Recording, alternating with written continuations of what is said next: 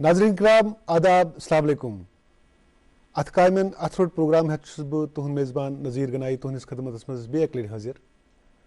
नाज़रीन यम प्रोग्राम के फॉर्मेट के अगर हवाले कत करो यथ प्रोग्राम मज सन यह कोशिश रोजान कि करो मुख्तलिफ आर्टिजन हजरात तिमन दिमो दावत तो मुख्तलिफ क्राफ्टन पे करो कत। कशीर हज अगर कत करो तो कशीर हज पहचान क्राफ्ट यतिक आबशार यतिक वुडर तो यतुक आबो हवा तो यम क्राफ्ट यथ कशीर चार चांद लगावान। आज मेनिस अथस मज अख नायाब चीज़ यथ वनान कानी तुज तो कानी तुज हुंद अख अहम किरदार आसान अकिस कानी शाल बनानस मज। तो आज सनिस स्टूडियोस मज तिथ आर्टिजन यम प्लेन पश्मीनस के हवाले सत काम करान पत आय इहज युस इंट्रोडक्शन गो सह गो कानी क्राफ्टस सत। मोहम्मद रफीक सोफी साहब, मोहम्मद रफीक सोफी साहब सदा सदा शुक्रिया सनिस प्रोग्रामस में खतर। अस्सलाम वालेकुम। वालेकुम अस्सलाम। तो तुहद सफर जान यछो कि तुह कत पे करो यह काम स्टार्ट तो कानी यस मज कित आयो तुह असल तो चूंकि बहुस नाय रोजान मोहल्ले ईदगाहस अंदर ईदगाहस इलाकस करीब इलाका यथ वनान मोहल्ले रथपुरा अथ अंदर छुस बह जामुत अती छुस बह पल्योमुत तो अती मानी जिंदगी हुंद सफर शुरू गोमुत। चूंकि गोड़ पे गरस अंदर युस मे बाब सोब हबीबुल्ला सोब गरस अंदर करान कालीनन सत गरस अंदर कालीनुक माहौल गरस अंदर अमिक लूम तो गामन अंदर अथ सिलसिलस अंदर मे कुन सात पेवान दबिस निश गुन यह कालीन हेत छलने खतर तो अथ सिलसिलस अंदर रंगरस निश पेवान गुन इथे पे मे पेवान कुन सात अथ कालीनस कुन सात अगर कह फॉल्ट आ दर वलिस निश गुन इथे पे अमिच तालीम लेखन खतर मे पेवान नकाशस निश गुन। चूंकि बह पारान अथ सिलसिलस अंदर मे पेवान कुन सात बाब सोबस मदद कर यो सिलसिल कि बह रूदस गोड़ पे अथ आर्टस सत मुंसलिक। अम पत लगभग 1998 मज आस बह कि मे हेच हमसाय गरी अंदर पन्न मे दोस इकवटे पारान तो तिमन गरस अंदर तिमन कारखान तमिस ब्रदर अथ काम सत करान तो तिमो वोन मे चुना सलाह कि पारान तो हेचो सत पश्मीन काम। चूंकि मे गोड़े आर्टस सत इंटरेस्ट तो अम पत गोस बह तिहंदिस कारखानस पे तो मे हेच तत प्लेन काम रूदस बह प्लेन काम करान तकरीबन 8-9 वरियन बह प्लेन शॉल बनावान। तो नाज़रीन वनो यह प्लेन काम क्या युथे करान ना प्लेन काम या प्लेन पश्मीन यह वनो यमन वसनावो थोड़ा तो प्लेन पश्मीनस मज क्या तुम करान सही प्लेन पश्मीनस मज तम सात चुन बनावान शॉल बनावान तो बेस तम अत मन स्टूल बनाने अत मन मफलर बनाने इथे पे अत मन ब्लैंकेट बनाने टॉवल अत बनाने अत मन डिफरेंट वेराइटी बनाने यम अल्हम्दुलिल्लाह कि तिम तगान बनाने और वनकस तम बनावान। तो अम पत यम सात 2000 पत ये जन युसन कानी काम ये वजूहतों सत सपदेम जवाल पजीर कि लूक कानी काम करान कहें। अम पत युथ लूक वथमत गमत कान हम यम जन श्रीनगरिक वारिया कस्बी कान हमिस अंदर यम सात तौर गई तत हेचन तमो यम कानी काम क्योंकि तत लूक तम काम कहें तरान यम काम जानान यमो वोन तिमन छुना बेहतर कि तुम यीव अस निश हेचनाव तुह क्राफ्ट या जन कानी क्राफ्ट वनान मगर तम सात जन काम गसान यह गसान रफलस पे यह पश्मीनस पे गसान कहें। अम पत वथ ये एक्सपोर्टर यथ मन जन ये श्रीनगरिक एक्सपोर्टर यथ मन यम शेख सनज इथे पे शाह ब्रदर वल इथे पे सान वादी हुंद बोड़ एक्सपोर्टर अजीम इंसान यम जन नाव हशमतुल्लाह खान सोब यमन जन कि रिवाइवल ऑफ कानी आर्टस पे गालिबन 2009 अंदर पद्म श्री अवार्ड तोर कि तिम द्राय कशीर नबर सान मुल्क नबर द्राय तिमो कोर इंट्रोड्यूस यह कानी शाल तो क्या यम सात तिम द्राय कशीर नबर या हिंदुस्तान नबर द्राय कि तौर आय तिम बूस्ट एनर्जी हत आय तिम वापस योर और अम पे समखे तिम येन कस्बियन येन कारीगरन तिमो वोन तिमन तुम हसा छो यह काम करान, तु छो यह रफलस पे करान और अत पे छुनु तुम ओज तूता मिलान कह यमुक तुम हकदार छो, लिहाजा छु बेहतर कि तुम करियो यह काम पश्मीनस पे। तो सू सपदो वजह कि तम साथ चलो अख हवा कशीर अंदर कि लज कि कनी कम पश्मीनस पे करें। तो अथ अंदर आव मे ते आइडिया कि छुना सलाह कि बह कर वन प्लेन पश्मीनस सत कर बह वन कनी कम ते द्रास बह पन्ने महल नेबर अच इलाक अख सीमेंट कदल तत कारखाना और तथ कारखानस अंदर युस जन वस्त युस जन कम हेचनावान तमिस वनान टाटन्यार सन पुप सोब सो बड़ हसी हसी हसमुख नफर। तो तमसी अंदर गोस बह तमिस कोर मे रबते कि तती छे मे कनी कम हेचम और कहन वरियन रूदस बह अति ईतिस कलस मे घर बराबर प्लेन कारखान चलान। मे यम जन लकट ब्रदर मोहम्मद सलीम सूफी सोब तम प्लेन कम करान और अम पत आस बह तौर वापस तो मे लोग पत कनी कम घर करें और सुई गो वजह कि बस कनी काम सत और तत पे अल्हम्दुलिल्लाह वुनिक ताम छुस बह बराबर अत सत मुंसलिक। दोस्तों सोफी सबस वंस यमो वोन मे कि वनकन 45 वरी वंस 45 वरी वंस मज तमो सत कलीन कम हेचम यमो वोन कि यह रंगरस नश गसान यह तालीम वलिस नश गसान और उसके बाद इन्होंने प्लेन पश्मीना बनाना भी सीखा, उसके बाद कानी इन्होंने सीखा। तो इस प्रोसेस सोरे हेचमो बेसिक पे। आजकल के दौर में जब स्टार्टअप्स का दौर है, यथ स्टार्टअप किस दौरस में अनएम्प्लॉयमेंट हेका यम क्राफ्ट्स घर बिहित हेचित घर बिहित पनुन रोजगार कमायित। तो यह तहफुज यह जम्मू एंड कश्मीर गवर्नमेंट त कोशिश कि यम करन यम क्राफ्ट्स गसन फर्दर प्रमोट गसन। तो खास तौर से कनी कम रफीक साहब यह कनी तुज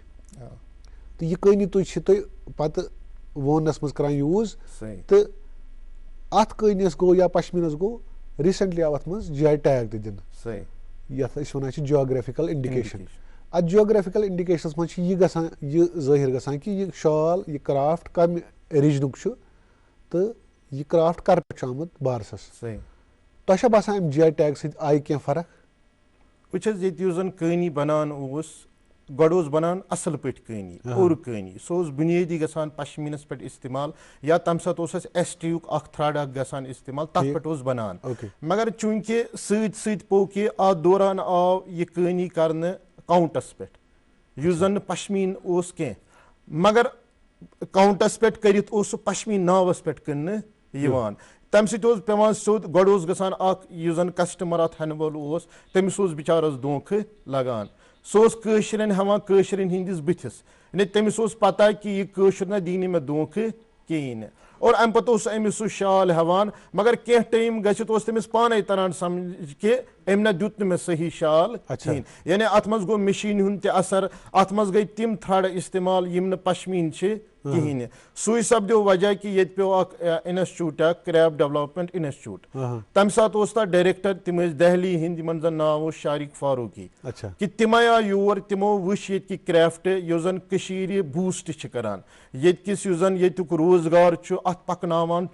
और तिमन बासो कि हेको यम क्रैफ्ट स्क्वेयर कर और तम खतर जरूरी कि यम क्रैफ्ट जियोग्राफिकल इंडिकेशन एक्ट युस जन 1999 अंदर बनोमुत एक्ट बनोमुत 1999 अंदर 2003 अंदर सह इम्प्लीमेंट गोमुत और तथ एक्टस अंदर हेकोक यम क्रैफ्ट रजिस्टर कर कि तम सात कर तिमो गोडनेथ कर तिमो पश्मीनस ये एप्लीकेशन फिल GI रजिस्ट्री अंदर युस जन तमिक हेड ऑफिस चेन्नई अंदर वनकस तमिक हेड ऑफिस चेन्नई अंदर कि तम सात तिमो गोडनेथ प्लेन पश्मीनस ये रजिस्ट्रेशन फिल कर एप्लीकेशन फिल कर मगर तत आव तिमन वन कि यह नसा हेकन गवर्निंग बॉडी यानी तिम हेकन ये एप्लीकेशन फिल करित कह बल्कि अम खतर सा गस आर्टिजन कम्युनिटी आर्टिजन बॉडी तमें हेकन ये एप्लीकेशन अस ताम वातनित अस ताम फिल कर सू सपदो ये वजह कि तम सात बने तहफुज कि तथ मज आस बत और तम पे दयम क्रैफ्ट अत मज रजिस्टर कोर सह कोर यह कनी शाल तो आव यह कनी शाल अत एक्टस ताम रजिस्टर कर अंडर GI टैगस मज तो सन टीमन कोशिश कर्म कि तमो कह रिकॉर्ड त कोर्मुत तुंदिस कारखानस मज तुम कित कन काम करान तुम कित कन यह कनी वोनान تہٕ پَتہٕ کِتھ کٔنۍ چھُو تُہۍ باقٕیَن تہِ ہیٚچھناوان یہِ کٲم تہٕ سُہ کَرو أسۍ تُہۍ وٕچھو یہِ چھُ تُہٕنٛدِس کارخانَس منٛز حظ گوٚمُت یہِ چھُ یہِ سا یہِ کٲنی تُج تُہۍ ہیٚکِو ؤنِتھ تہِ کیٛاہ کیٛاہ چھُ تُہۍ کَران تَتھ منٛز وٕچھ حظ اَتھ منٛز چھِ أسۍ حظ وٕنکٮ۪س یہِ کٲنی تُج حظ اِستعمال کَران یہِ چھُس بہٕ یہِ کٲنی تُج وَلان یَتھ چھِ وَنان پرٛژھ یُس بہٕ أکیاہ یِمے چھِ یِم سِٹکہٕ یِمن زَن کٲنی تُج چھِ وَنان یِمن پٮ۪ٹھ چھُ آسان برابر حظ یہِ کھٲلِتھ یہِ رنٛگ یُس رنٛگ أسۍ یُس تھرٛڈ أسۍ اَتھ منٛز اِستعمال چھُ گژھان أکیاہ یہِ چھُس بہٕ شِفٹ کَڑان اَتھ چھِ وَنان حظ وار بدلاوُن یِم چھِ تُجہِ یِمو سۭتۍ یہِ کٲنی کٲم بَنان چھےٚ تہٕ یَتھ چھا آسان تۄہہِ تعلیٖم وغیرہ باضٲبطہٕ اہن حظ آ باضٲبطہٕ چھِ آسان تعلیٖم أکیاہ چھُ اَتھ پٔتۍ کِنۍ حظ یہِ کاکُد اکھ یِہے چھِ آسان تعلیٖم یہِ چھِ آسان پٔرشَن کوڈِنٛگ أنٛدر اور اَمی پٮ۪ٹھ چھِ أسۍ یہِ تہٕ بیٚیہِ چھُ آسان اَتھ برونٛہہ کَنہِ حظ اکھ ڈِزاین فوٹو اکھ اور یِتھٕے پٲٹھۍ چھُ یہِ بَناونہٕ یِوان اَتھ پٮ۪ٹھ چھُ باضٲبطہٕ آسان رنٛگن ہٕنٛدۍ نِشان مِثال اَتھ چھِ أسۍ وَنان حظ اَنٲرۍ چھُ آسان اکھ رنٛگ اکھ یَتھ أسۍ ریڈ چھِ وَنان تَتھ چھُ آسان برابر پَنُن نِشان یِتھٕے پٲٹھۍ چھُ اَتھ منٛز اکھ تھرٛڈ اِستعمال گژھان یَتھ زَن أسۍ مین تھرٛڈ چھُ آسان یُس زَن مَتَن کَلر چھُ آسان تَتھ منٛز چھُ زیادٕ تر آسان اَسہِ وایِٹ کَلر یَتھ زَن أسۍ دٲنٛتۍ چھِ وَنان یِتھٕے پٲٹھۍ چھُ اَتھ منٛز بیٛاکھ اکھ تھرٛڈ گژھان اِستعمال یَتھ زَن بلیک کَلر أسۍ وَنان چھِ تَتھ چھِ أسۍ چیٖن وَنان یِتھٕے پٲٹھۍ چھِ زنٛگٲرۍ چھُ اَتھ منٛز اِستعمال گژھان یَتھ زَن أسۍ گرٛیٖن کَلر چھِ وَنان یِتھٕے پٲٹھۍ چھُ اَتھ منٛز بیٛاکھ تھرٛڈ گژھان اِستعمال گۄلٲبۍ یَتھ زَن أسۍ پِنٛک چھِ وَنان یِتھٕے پٲٹھۍ چھِ ییٖتیٛاہ اَتھ منٛز تھرٛڈ آسان تیوٗتاہ چھُ یہِ شال حظ زیادٕ سَجان تہٕ موسٹلی چھِ اَتھ منٛز یِمے پٔرشَن لفظ یوٗز گژھان پَتہٕ ییٚمہِ ساتہٕ اَتھ منٛز یَنٛگ جَنریشَن آیہِ چوٗنٛکہِ اَتھ پٮ۪ٹھ چھِ مےٚ پانہٕ تہِ بذاتِ خۄد کٲم کٔرمٕژ کہِ تِمن ٲس نہٕ یہِ پٔرشَن کوڈِنٛگ سَمٕجھ تران یہِ زنٛگٲرۍ کیٛاہ گوٚو یہِ چیٖن کیٛاہ گوٚو یہِ اَنٲرۍ کیٛاہ گوٚو یہِ دٲنٛتۍ کیٛاہ گوٚو یہِ گۄلٲبۍ کیٛاہ گوٚو پَتہٕ پیٚیہِ اَتھ منٛز بہٕ تہِ سَنیوس اَتھ کہِ الحمدُاللہ مےٚ اوس تھوڑا بہت اَمِچ پَتہ کہِ مےٚ کٔر پَتہٕ یہِ کَنوٲٹ حظ یہِ سِکیج تعلیٖم اَنٛدر یعنی اگر ہورٕ ریڈ اوس ہاوان ہُہ اَنٲرۍ بہٕ اوسُس یورٕ اَنان سِکیج ڈایریکٹ اوسُس بہٕ تَمہِ سۭتۍ ریڈ لیکھان یعنی اگر مےٚ ہورٕ ژور آسہِ سِمپلِفاے گوٚو یہِ گوٚو پَتہٕ حظ آسان وٕنکیٚس تہِ چھِ الحمدُاللہ کہِ وٕنکیٚس تہِ چھُ تِتھ پٲٹھۍ تہِ پَکان واریاہ چھِ تِم تہِ یِم تِتھٕے پٲٹھۍ یہِ تعلیٖم پَران چھِ اور کینٛہہ چھِ تِم یِم یِتھ پٲٹھۍ چھِ پَران گوٚو اَتھ منٛز چھِ اچھا نٔو جنریشن نٔو پوٗد چھا یِوان مطلب تِم چھا ہیٚچھان یا کران یہِ کٲم کیونکہِ یہِ کٲم چھِ اَتھ چھِ واریاہ رِیاضتٕچ ضوٚرَتھ واریاہ ٹرٛینِنٛگ ہٕنٛز ضوٚرَتھ واریاہ پیشَنسٕچ ضوٚرَتھ آز چھُ سُہ دور یہِ چھُ ریٖلَن ہُنٛد دور اَتھ منٛز چھُ أکِس سٮ۪کَنٛڈَس منٛز گژھان اٮ۪ٹٮ۪نشَن سٕپینٕے چھُ گژھان ختم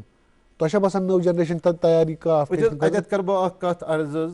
کہِ ییٚمہِ ساتہٕ یہِ کرٛافٹ یور آو عام چھِ أسۍ بوزان کہِ یہِ کرٛافٹ آو 600 یا 700 ہِجری اَنٛدر یور تہٕ ییٚمہِ ساتہٕ وَستہِ ایشیا پٮ۪ٹھ آیہِ حضرت امیٖرِ کبیٖر میٖر سید علی حمدانی رحمتہ اللہ علیہ یِمن زَن شاعرِ مشرق علامہ اقبال علیہ رحمٰ چھُ یِتھ پٲٹھۍ پَنُن خراجِ عقیٖدت پیش کران کہِ سید السادات سالارے عجم دستِ او معمارے تقدیٖرے اُمم ییٚمہِ ساتہٕ تِم کٔشیٖرِ آیہِ تِمو ییٚلہِ ییٚتِچ حالات وٕچھ کہِ تِمن باسیو کہِ یِم لُکھ چھِ واریاہ دُنیاہَس نِش پَتھ تہٕ یِمن چھِنہٕ تِم وسٲیِل میسر کینٛہہ ییٚمہِ سۭتۍ یِم پَنٕنۍ زندگی ہٮ۪کن اَصٕل پٲٹھۍ گُزٲرِتھ کہِ تِمو کٔر کٲم ییٚمہِ ساتہٕ تِمو گۄڈنیُک سفر کٔشیٖرِ کوٚر تَمہِ ساتہٕ اوس غالباً 774 ہِجری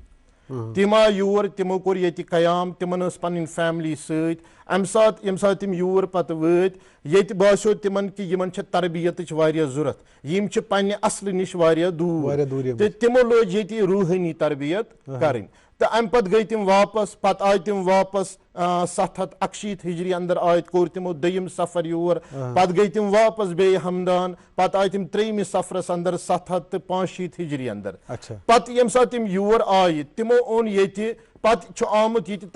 تاریٖخٕچ کَتھ چھےٚ یِتہِ پَتہٕ ییٚمہِ ساتہٕ تِم واپس گٔے ییٚمہِ ساتہٕ تِمو ییٚتہِ کٔشیٖرِ اَنٛدر پَتہٕ واپس ہمدان کیُن تشریٖف نیوٗ پَتہٕ آے تِہنٛدۍ فرزندِ ارجمنٛد یِمن زن ناو اوس میٖر سید محمد ہمدانی علیہ رحمٰ تِم آیہِ تَمہِ ساتہٕ 300 سادات ہٮ۪تھ تِمو بنوو پَتہٕ پَنُن مسکن کٔشیٖر تہٕ مگر تِم ٲسۍ نہٕ خٲلی ییٚتہِ روٗحٲنی تربیتٕے یٲژ کران کینٛہہ بلکہِ تِم ٲسۍ کٲرۍگر تَتھ منٛز ٲسۍ کینٛہہ تِم تہِ یِم زن قٲلیٖن کامہِ سۭتۍ مُنسلِک ٲسۍ کینٛہہ ٲسۍ تِم تہِ یِم زن پیپر میشی کرٛافٹس سۭتۍ مُنسلِک ٲسۍ کینٛہہ ٲسۍ تِم یِم زن پلین پشمیٖن ٲسۍ بناوان کینٛہہ ٲسۍ تِم یِم زن ختم بنٛد کرٛافٹس سۭتۍ ٲسۍ مُنسلِک کینٛہہ ٲسۍ کٲنی شال تہِ بناوان اور تِم ییٚلہِ یور آیہِ تَمہِ سۭتۍ آو ییٚتہِ صنعتی انقلاب ییٚتہِ آو اکھ عظیٖم اکھ ریولوٗشن اکھ کہِ لوٗکن میلیو اکھ زندگی ہُنٛد مقصد اکھ زندگی بسر کرنُک اکھ مقصد اکھ میلیو لوٗکن कि पत्तु रूज यह चलान कि अत बासान अत वन बह यह कत कि यथ पत्किन अवलियाए किरामन हुंद अख मेहनत यथ पत्किन तिहंज रूहानियत यथ पत्किन तिहुंद दुआ सू वजह कि कत्या उतार तो चढ़ाव आ यथ कामे कह त क्राफ्ट इन अंदर कि लगभग यम 6-7 क्राफ्ट यम जन वनकस फेमस कि अत अंदर आव वारिया कुन सात आय अत मन जवाल पजीरी ते मगर तिहंद तमे मेहनतुक तिहंद तिमन दुआन हुंद कि फल वनकस त मौजूद कि अगर वुचान ये सन बच्ची यो जन कॉलेजन अंदर परान यूनिवर्सिटियन अंदर जेर तालीम या स्कूल लेवल पे परान यम सात यह घर पन वातान और यह कोशिश करान कि बह रटन यह सचन फर्द पन्न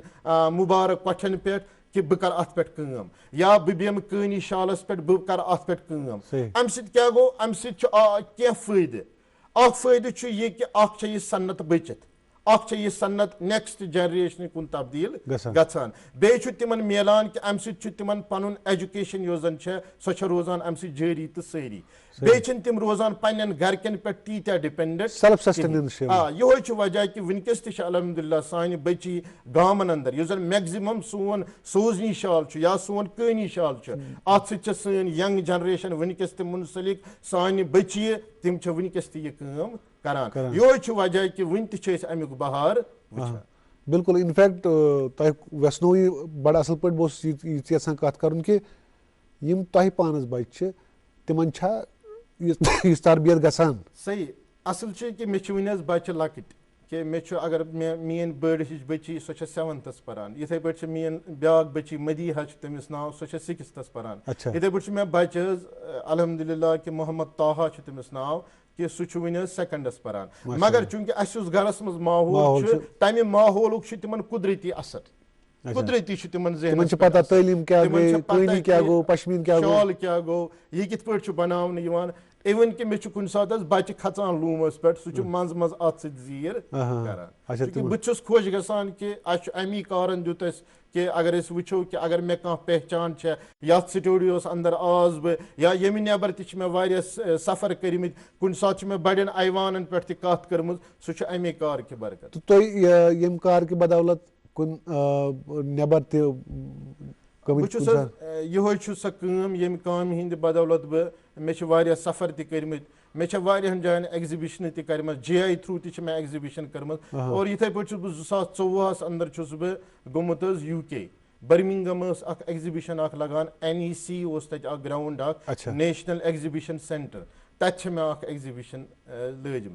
सो डिपार्टमेंट जन EPCH export promotion council of handicraft तमो बह तम खतर चूज कोर्मुत और तम खतर गोस बह 2024 अंदर लज मे बर्मिंगमस एग्जिबिशन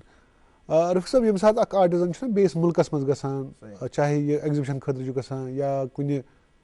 सेमिनार खतर कॉन्फ्रेंस खतर यह अत क्राफ्ट तचान बाकी तुम नो क्या नयर ओनमुत ये चाहे डिजाइनन मज कनी पता कनी हसा अकिस लूमस पे खसान अ कनी तुजो सती गसान यह रैप गसान यूज नो डिजाइन कह गसान नो डिजाइन जरूरी इनोवेशन गसान बिल्कुल तो अस वनकस मिसाल ये डिजाइन तम बनान वनकस जानवर वुचान जानवर कारपेटस मज इस्तेमाल गसान ये मज आर्ट गोड़ा बनान मगर कनियस मज तम तीत्या गसान इस्तेमाल कहें अत मज कर कनियस मज वनकस पीकॉक डिजाइन बनान इथे पे टूलिप डिजाइन बनान यम जन सन गार्डन सन फेमस गार्डन टूलिप गार्डन अमुक टूलिपिक तम पोश वनकस कनियस मज इस्तेमाल करान इथे पे कह शक्ल मिसाल यम जन सान बज बज पर्सनलिटी तिज शक्ल तनियस मज इस्तेमाल करान नो नयर बाज़ाब्त गसान ते और यह रोज तो क्या पन फीडबैक कि मे वनकन कम नवियत डिजाइन मार्केटस मज चलान तो कमन ज्यादा मंग वनकस यम जन बनावान टूलिप डिजाइन ज्यादा पहन वनकस इस्तेमाल गसान हाँ तिमन मांग तो रोजान असल और तिम और लूक इथे पे डिजाइन बना अडवारदार डिजाइन तथ मज पीकॉक इस्तेमाल गसान और तम खतर तह मांग चूंकि तुम डायरेक्टली लैब मज करान GI टैगस मोहर लगान तथ पे तुम क्लोजली करान सान नाजरीन वन तो यह मोहर कित लगान अत प्रोसेस क्या सपोज कहाँ आर्टिजन अमिस कोर वह यह अमिस वो दिन जाय टैग खतर यह कित कन अकिस इदारस मुंसलिक गसित पत कित कन गमिस अलॉट अत खतर प्रोसेस गोडनुक कि अमि खतर यह जन मे वोन यथ सत मुंसलिक एज ए जनरल सेक्रेटरी करान तहफुज सोसाइटी बिल्कुल यमुक बेसिक मकसद to protect and promote the traditional knowledge in the field of J&K handicrafts यस युत जन ये क्राफ्ट करोन प्रोटेक्ट तो बे करोन प्रमोट तो अमि खतर तथ ऑफिस सह ex director mister Mahmood Ahmad Shah सोब तिहंदसी वनस पे बल्कि तिमवु सह ऑफिस प्रमोट कोर्मुत तो सह बराबर अत lab PTQCC pashmina testing quality certification centre किस नावस पे लैब तो अथ सहुज ऑफिस युस एक्सपोर्टर या युस मैनुफैक्चरर या युस आर्टिजन युस यमन शेन क्राफ्टन सत मुंसलिक यम जन मे तज़किर कर Kani shawl plain pashmina paper mache sozni craft इथे पे खतमंद या वॉलनट वुड कार्विंग यम तिम 6 क्राफ्ट यम जन तहफुज सत मुंसलिक युस जन यमन शेन क्राफ्टन यछान रजिस्टर करन कि तमिस गोड युन तहफुज किस ऑफिस पे तमिस सिंपल प्रोसेस तमिस अन डायरेक्टर हैंडीक्राफ्ट रजिस्ट्रेशन या तमिस IEC इम्पोर्ट एक्सपोर्ट कोड बे तमिस सिंपल वीडियो तुलन अगर सह एज ए आर्टिजन तमिस सिंपल वीडियो तुलन यथ काम सह मुंसलिक अम पे युथ सह वीडियो तुल बाज़ाब्त ग चेक यह वाकई यह करान कि ना और यह वीडियो तमे खतर वाकई वो यह ऑरिजिनल पर्सन यमि कामि हुंद कि ना और सही तौर और तत कर सह पन एप्लिकेशन फिल पन फॉर्म तत फिल यी गसने तम पे सह फॉर्म गसान चिन्नई क्योंकि मे कोर गोड़े तज़किर कि अत हेड ऑफिस चिन्नई अंदर तौर युथु सह फॉर्म गसान कहो रेतो पे तमिस नंबर जनरेट गसान या जन ऑथराइज्ड यूजर नंबर वनान कि तथ मन जन सोन प्लेन पश्मीन तथ 46 नंबर इथे पे सैनिस कानी शाल 51 इथे पे सोन सोजनी शाल अत 48 यम साथ तौर गसान तथ अमिस ऑथराइज्ड यूजर नंबर सह सानि वेबसाइट पे तो पे टाइम गसित अमिस सर्टिफिकेट जनरेट गसान प्रोवाइड गसान सर्टिफिकेट बस सोई सर्टिफिकेट अमिस अंदर हावन लैब अंदर बाज़ाब्त तत pashmina test quality certification centre incharge बिहित तिमन सह हावन और तिम करन अमिस बाज़ाब्त तत रजिस्टर तत तिमन बाज़ाब्त डेट दिन तथ डेटस अंदर अनन तिम पन जन माल चाहे सह प्लेन कानी सोजनी या वट एवर तमिस बेन 3 क्राफ्टन मज कह क्राफ्ट सह अन तौर और तत बाज़ाब्त तमिस डेट प्रोवाइड करने और तम पत गछ इंस्पेक्शन अम सिंदिस मालस गोडनेथ जन गोडनिकिस स्टेजस पे इंस्पेक्शन गसान सह तहफुज करान और तहफुज वुचान कि लेवल ऑफ शक गसान यस और तहफुज वुचान कि वाकई युस अम शाल ओन यम अत वुचान तजुर्ब किस बुनियादस पे क्योंकि यमो काम कर्मच एक्सपर्ट अमि काम हिंद यम वुचान कि अगर अम शाल योर ओन क्या वाकई यह शाल अत पश्मीन थ्रेड इस्तेमाल गोमुत कि ना अगर यह कानी क्या यह वाकई कानी अत पे करित कि ना अगर यह सोजनी क्या वाकई यह सोजनी कि ना और अम पे यमो डिफरेंट पैरामीटरों मज नेरान और तम पे तहफुज पन सिग्नेचर दिवान और तम पे बाज़ाब्त होर गसान लैब अंदर और लैब अंदर बाज़ाब्त टेक्निकल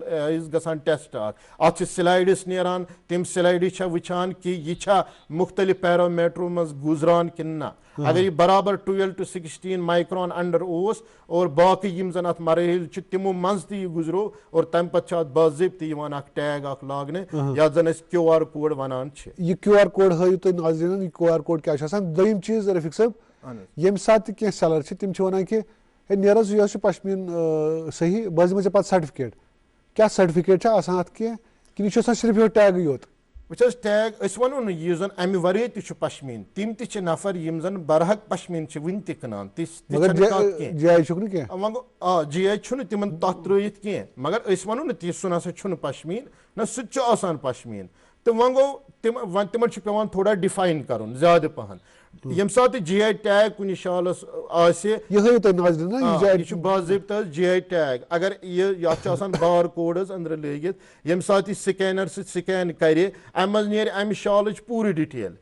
कि यह शाल क्या यह कानी सोजनी इवन कि यह कम आर्टिजन बनोमुत नाव त नेर बिल्कुल मतलब तम से नेर पूरा अम हिस्ट्री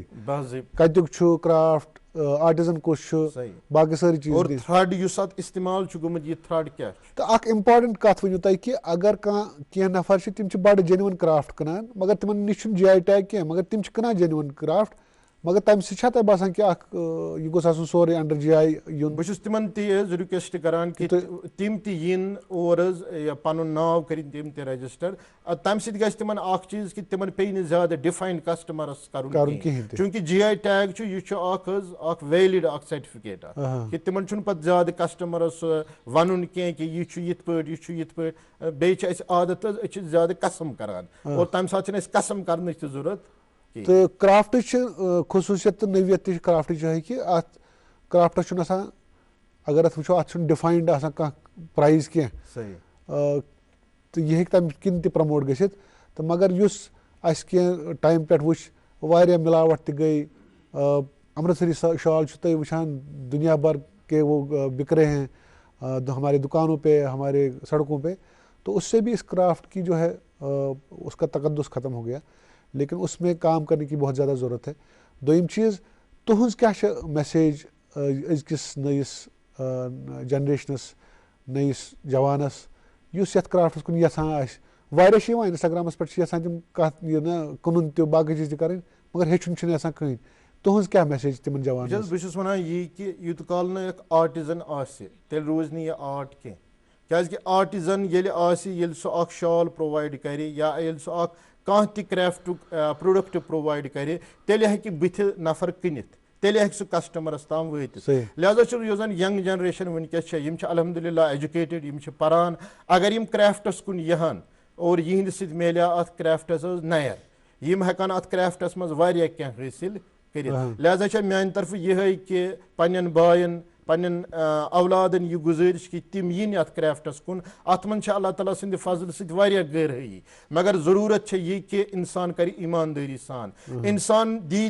कर प्रोवाइड यह सह चीज और बाकी क्या यह रूद काम पकान त अल्लाह ताला सिंद मदद सत रोज यह हमेशा इंशाल्लाह इंशाल्लाह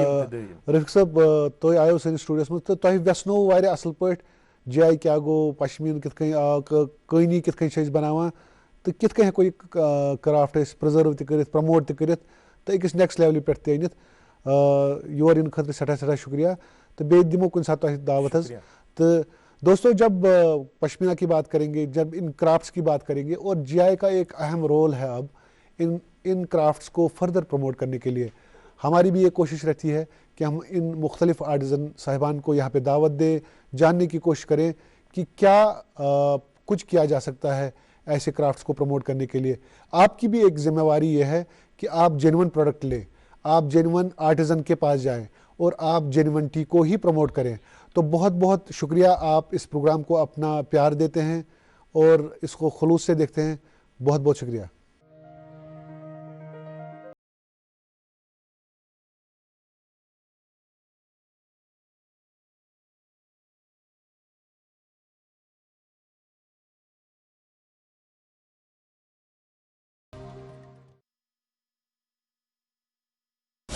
वो है